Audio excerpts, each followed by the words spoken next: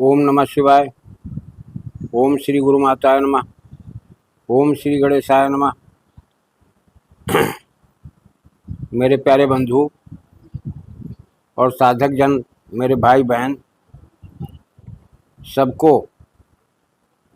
आज बहुत ही अमूल्य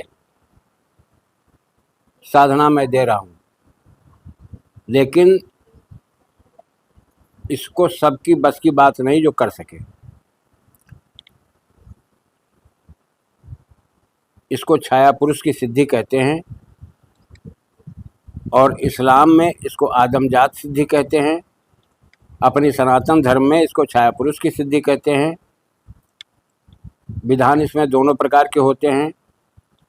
जो लोग दुनिया की उपाधि, दुनिया का सर्वोच्च स्थान पाना चाहते हैं तंत्र मार्ग में, तो इससे अच्छी साधना आज तक अलग बिल्कुल नहीं देखी। क्योंकि मंत्र की साधना एक अलग होती है। मंत्र तो इसमें भी है, लेकिन मंत्र होने के साथ साथ में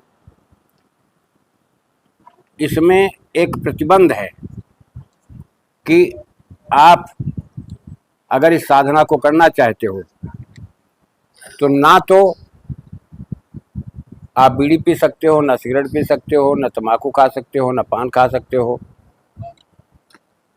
ना मीट मछली खा सकते हो, ना कोई शराब पी सकते हो इन चीज़ों से। इसलिए कि इसके लेख में साफ साफ लिखा है कि भट्टी के रास्ते पर चलने वाले के साथ लिए, उस साधक के लिए यह साधना घातक होती है। तो भट्टी के रास्ते पर चलने वाली कितनी चीज़ें हैं जो गिना गया हो। दूसरी चीज़, बहुत ही भाग्यशाली व्यक्ति होगा जो इसकी पूर्णता कर पाएगा। बहुत भाग्यशाली होगा। छोटे छोटे मंत्र जब मैं देता हूँ तो लोग कमेंट करते हैं कि ये बहुत बड़ा विधान है। अरे मंत्र के विधान में अभी आप घुसे ही नहीं हो। कुछ मंत्र ऐसे हैं कि केवल मंत्र का जाप करो सिद्ध हो जाते हैं। कुछ मंत्र ऐसे होते हैं वो जल्दी सिद्ध नहीं होते। कारण है कि उनकी व्यवस्था अलग है।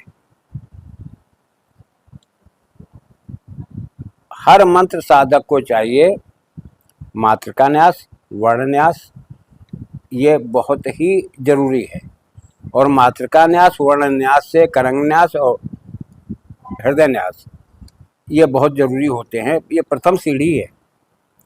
लेकिन किसको हम समझावें? आज कई महीने से मैं विचार कर रहा था ये साधना डाल दें।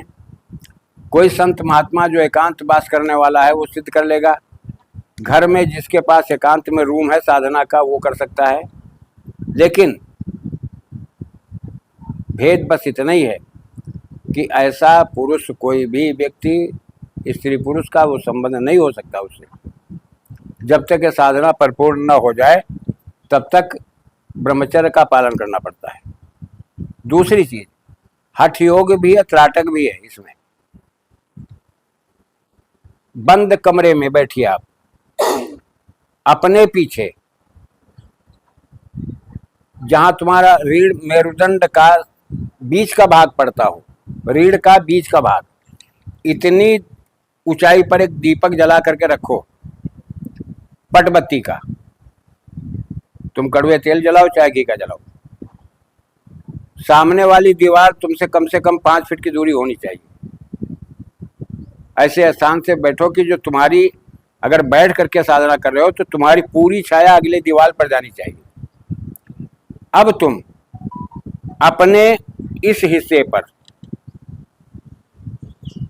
परछाई है, तुम्हें अंग तो पूरे दिखाई नहीं पड़ेगी, परछाई दिखाई पड़ेगी। तो परछाई के सिर के ऊपर आप त्राटक करो। एक ध्यान रखना, इस साधना में साधक को बिल्कुल निर्वस्त्र, ना तो तुम्हारे गले में माला हाथ में रह सकती है अगर माले से जाप करते हो तो। इसके बाद कोई भी सूत का संबंध तुम्हारे शरीर से नहीं रहेगा, निर्वस्त्र बैठना पड़ेगा नित्य प्रति। इस साधना को करते रहोगे। बहुत आसान है, बहुत सरल है, सिर्फ इसमें प्रतिबंध इतना ही है कि आप कोई भी तामसिक प्रवृत्ति चीज़ों का आप सेवन नहीं करेंगे। बिल्कुल साफ सुथरा सात्विक साधना है ये। इसमें मीट मछली ये सब वर्जित है। जब तुम्हें मैं मंत्र बोले दे रहा हूं, मंत्र डिस्क्रिप्शन में नहीं दूंगा ये। ओम एकज पुरी पुरुषमान मेरी सूरत बन के आ दिले शैतान फुरो मंत्र ईश्वर वाचा। मंत्र इतना है, ओम एकज पुरी पुरुषमान मेरी सूरत बन के आ दिले शैतान फुरो मंत्र ईश्वरो बाचा। मैं एक बार फिर कह करके सुनाई दे रहा हूं, जिससे आप लोग इसको नोट कर लें। ओम एकज पुरी पुरुषमान मेरी सूरत बन के आ दिले शैतान फुरो मंत्र ईश्वरो बाचा। ऐसा जाप करते करते बिना माला का जाप करो, ज्यादा श्रेष्ठ है। जब तक तुम्हारे अंदर एकाग्रता बनती है तब तक इसका जाप करो। एकाग्रता भंग हो जाए उठ जाओ। समय निर्धारित रखो, एक ही समय पर करना होगा। रात्रि में करो, केवल रात्रि में। अब होगा ये कि जब आप परछाई को देख करके ऐसा साधना करोगे तो तुम्हारे ऑटोमेटिक यहाँ पिछले हिस्से से किरणें निकल करके तुमको महसूस होगी कि हमारे पीछे से प्रकाश आ रहा। किरणें निकलना शुरू हो जाएंगी तो समझ लो तुम साधना के नजदीक पहुंच रहे हो। इस साधना के बारे में आप किसी से चर्चा नहीं कर सकते हो। साधक जो भी होगा वो चर्चा नहीं करेगा। ये साधना सफल हो जाए जब तुम्हारे इर्द गिर्द कोई घूमना शुरू कर दे। ये ऐसे नहीं, खेल नहीं है ये साधना, फिर समझ लेना। जब तुम्हारे चारों तरफ कोई घूमना शुरू कर दे, तुम्हारे सामने आकर कोई बैठना शुरू कर दे, उसके बाद जब तुम्हारी बिल्कुल चरम सीमा पर साधना आ जाएगी, तब वो एक दिन बोलेगा कि मुझे क्यों बुलाया है, मुझे क्यों याद किया है। तो ये नहीं कि अपने विवेक को खो दो, लालच में कुछ ऐसी वस्तु मांग लो जो तुम्हारे भी काम ना आ सके कभी। तो सिर्फ इतना कहना है कि मैं आपको मित्रवत भाव से समाज की कल्याण के लिए, गरीबों के दुख के निवारण के लिए मैंने आपको याद किया है।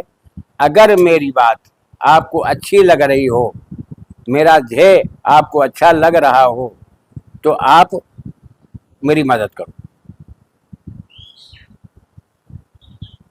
जब मैं आपको याद करूं, आ करके हमारा काम कर दो और तत्काल आप चले जाओ। केवल इतना है। अगर वो वचनबद्ध करा लेगा तो उस वचन का पालन करना पड़ेगा। अगर मित्रवत भाव से जो मैंने बताया है ये करोगे तो तुम्हारा कोई अहित नहीं होगा, तुम्हारा कल्याण होगा। एक पल में तुम भारत में बैठे हो, एक पल में जिस देश की वस्तु होगी अगर आप मंगवाना चाहोगे तो एक पल लगता है इसको लाने में। पहले राजा महाराजा ऐसे तिलस्मी साधक रखते थे। बहुत राजा महाराजा और नहीं मालूम कितने लोग इस साधना में प्रवीण थे, लेकिन वो युग चला गया, वो विद्याएं चली गईं। आज का जो समय है उस दौर को देखते हुए अगर मेहनत करते हो तो तुम्हें रुचि है तो मंत्र साधना करो। अगर तुम्हें नहीं रुचि है उसमें, साधना ही करना चाहते हो, समय ही बर्बाद करना चाहते हो, तो हठ योग के माध्यम से तुम इस साधना को कर लो। तुम्हें हर चीज में सफलता, जो चाहो तत्काल, जो चाहो तत्काल, लेकिन एक बार ये सिद्ध कर लो। तुम कोई भी वस्तु मंगा सकते हो, कोई भी वस्तु, कुछ भी काम करा सकते हो 1 मिनट में। ये ऐसी साधना है, सुना होगा आप लोगों ने कि बहुत से लोग जिन्न जो लोग जिन्न पाले हुए हैं वो तत्काल काम कर लेते हैं, लेकिन भाई मेरे जिन्न कोई गुलाम नहीं होता किसी का, उनसे मित्रवत भाव से ही काम होता है। मैंने भी बहुत से लोगों का साथ किया है, सच्चाई यही खुल कर के सामने आई है। लेकिन जो मैंने आज मंत्र दिया ये 100% सत्य है। आप गूगल पर सर्च करके देख लो इस मंत्र के बारे में, छाया पुरुष की साधना के बारे में, तो तरह तरह के नहीं मालूम कितने मत वाले हैं और कितने मत के अनुसार इसकी विधाएं हैं। मैं आप लोगों को कोई गलत फहमी में रहने वाली चीज़ नहीं देता हूँ। विश्वास करके करो, लाभ उठाओ, हिम्मत है। हमारा सिर्फ, मैं इस तरह की साधना क्यों डालता हूँ, एक सिद्धि कर लो, सिर्फ एक, जीवन भर ऐश करो, मौज करो, दूसरे की जरूरत ही नहीं। अगर हिम्मत रखते हो तो भाई लगो इस लाइन में, और नहीं तो मंत्रों की ही सिद्धि करो। इसी के साथ मैं अपनी शब्दों पर विराम दे रहा हूँ।